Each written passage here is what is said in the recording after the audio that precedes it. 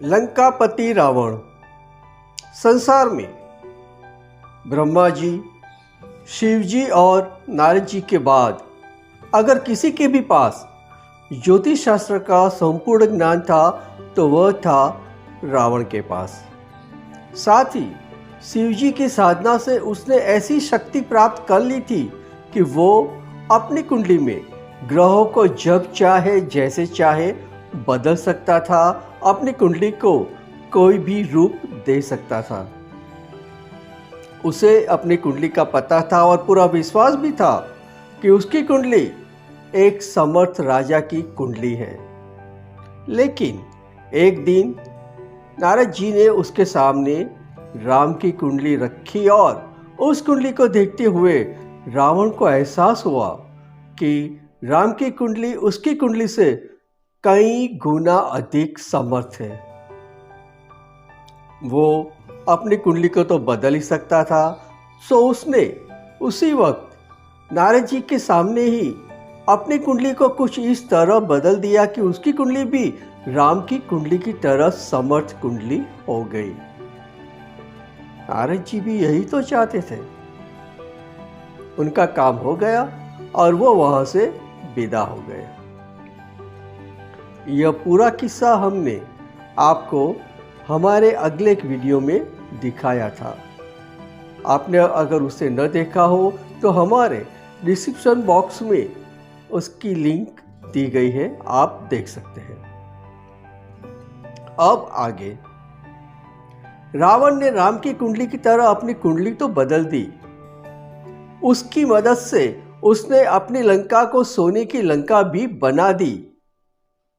लेकिन उसके बाद कुछ ऐसा हुआ कि उसे अपनी कुंडली दोबारा बदलनी पड़ी और उसमें भी नारद जी का ही हाथ था, क्योंकि एक दिन नारद जी खुद फिर एक बार उसके पास आए, ज्योतिष शास्त्र की चर्चा की और बातों बातों में रावण को इशारा कर दिया कि कुंडली का 11वां स्थान जो कि लाभ स्थान होता है, उसमें कोई भी ग्रह हो, चाहे शुभ हो या अशुभ हो, वो हमेशा शुभ फल ही देता है। इस तरह से उन्होंने रावण को बता दिया कि तू अगर अपनी कुंडली में अपने सारे के सारे ग्रह 11वें स्थान में रख दे तो सबके सब ग्रह तुझे शुभ फल ही देंगे और तुझे लाभ ही लाभ होगा, कोई तेरा कुछ बिगाड़ नहीं पाएगा। रावण के मन में भी यह बात बैठ गई। बस फिर देर किस बात की थी, उसने अपनी कुंडली वहीं पे बदल दी और सूर्य, चंद्र, मंगल, बुध, गुरु, शुक्र, शनि, राहु, इन सब ग्रहों को अपनी कुंडली के 11वें स्थान में डाल दिया। राहु और केतु हमेशा एक दूसरे के आमने सामने के स्थान में रहते हैं, इसलिए जब राहु 11वें स्थान में आया तो केतु अपने आप कुंडली के 5वें स्थान में जाकर बैठ गया। इस तरह से रावण ने अपनी कुंडली फिर एक बार बिल्कुल नए सिरे से बना दी और नारद जी भी यही चाहते थे। उनका काम हो गया और वो वहां से विदा हो गए।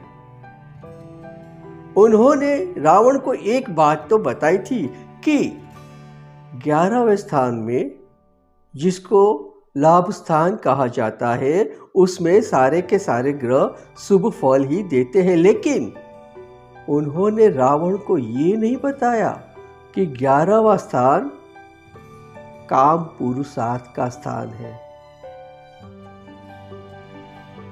काम पुरुषार्थ का स्थान, यहाँ पे जो ग्रह आते हैं वो इंसान के काम पुरुषार्थ में भी कहीं न कहीं अपनी भूमिका अवश्य निभाते हैं।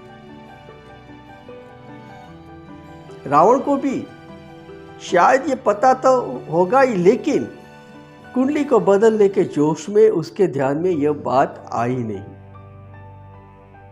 और देखिए कि हुआ क्या। 11वां स्थान काम पुरुषार्थ का स्थान और उसमें शुक्र चंद्र एक साथ बैठ गए।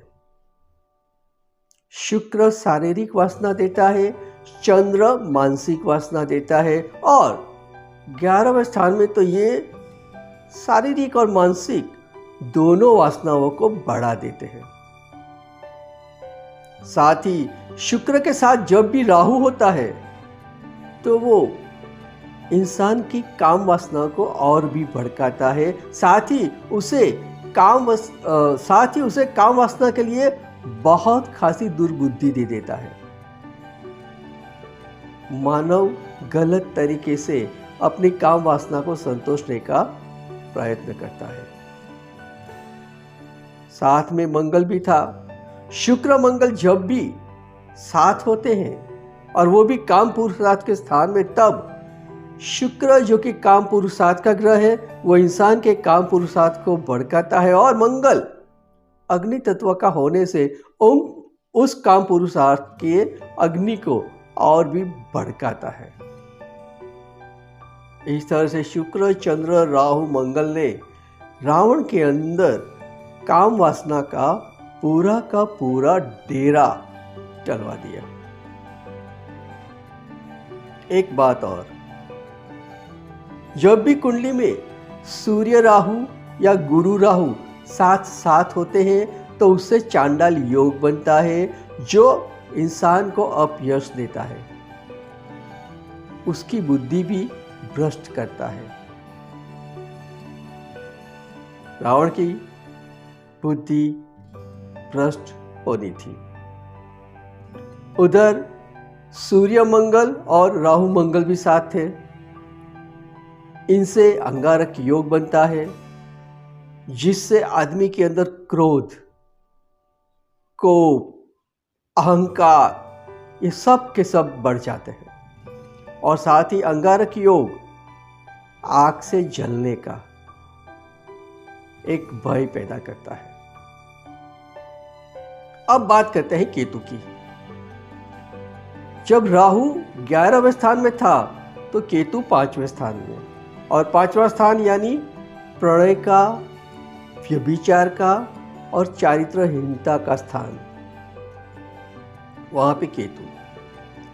मतलब कि रावण के 8 ग्रह काम पुरुषार्थ के स्थान में थे और 9वां ग्रह चारित्र भ्रष्टता के स्थान में थे। इन सब का अंजाम क्या हुआ? रामायण पढ़ लीजिए। रावण ने सीता का अपहरण किया और जिस राम की कुंडली के साथ अपनी कुंडली को बदल दी थी उसी राम के हाथों उसका विनाश हुआ। ज्योतिष शास्त्र की मदद से आप ग्रहों को बदल तो सकते हैं, लेकिन उन्हें बदलने में भी विवेक की जरूरत पड़ती है। आप यूं ही कहीं भी कोई भी ग्रह रख दे, यूं ही कहीं भी कोई जाप कर ले, कोई व्रत कर ले, उससे आपके ग्रहों को जितना फर्क पड़ता है उतना ही फर्क उन ग्रहों के असर में भी पड़ता है। आप शुक्र और चंद्र की साधना एक साथ नहीं कर सकते क्योंकि दोनों आपकी मानसिक और शारीरिक वासना को भड़काते हैं। आप शुक्र और राहु की एक साथ साधना नहीं कर सकते क्योंकि वो आपको शारीरिक और मानसिक विकृति देता है। आप शुक्र मंगल की भी साथ में पूजा नहीं कर सकते हैं क्योंकि वो आपके काम वासना को आग देते हैं। ग्रहों का ज्ञान और भाग्य की समझ, इन दोनों का तालमेल बहुत जरूरी होता है, नहीं तो ग्रहों को बदलने की शक्ति होने के बाद भी आप अपने ग्रहों का उपयोग जाने अनजाने विनाश में ही करते हैं। उम्मीद है यह वीडियो आपको पसंद आया होगा। इसे लाइक कीजिए, शेयर कीजिए और अगर अब तक हमारे चैनल को सब्सक्राइब नहीं किया है तो अभी कर लीजिए। Thank you for watching the video. Keep watching. मिलते हैं अगले वीडियो में एक और ही नए अध्याय के साथ। तब तक के लिए शिव रात्रि। Good night.